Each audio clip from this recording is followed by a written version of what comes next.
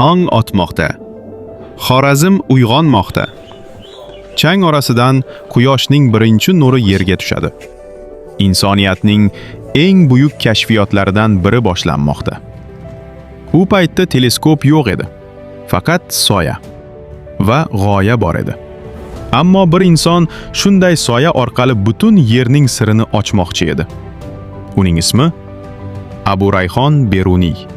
Oddiy soyadan butun yer kattaligini bilish mumkinligini kim tasavvur qilgan?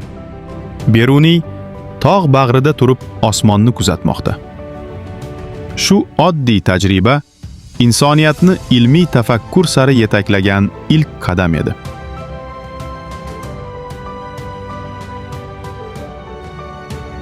Qadim Gurganch.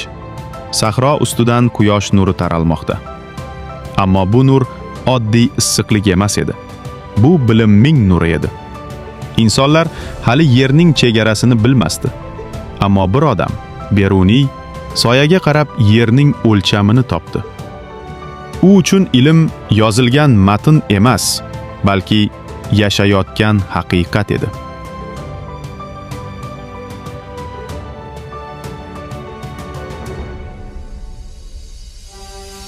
U yulduzlarga tikilar ekan, ularni shunchaki chiroq deb emas, balki tizim deb ko'rdi.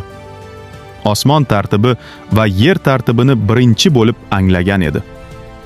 U ilmni san'atga, san'atni ilmga aylantirdi. U yozgan har bir satr ming yillik tafakkurning ustuniga aylandi.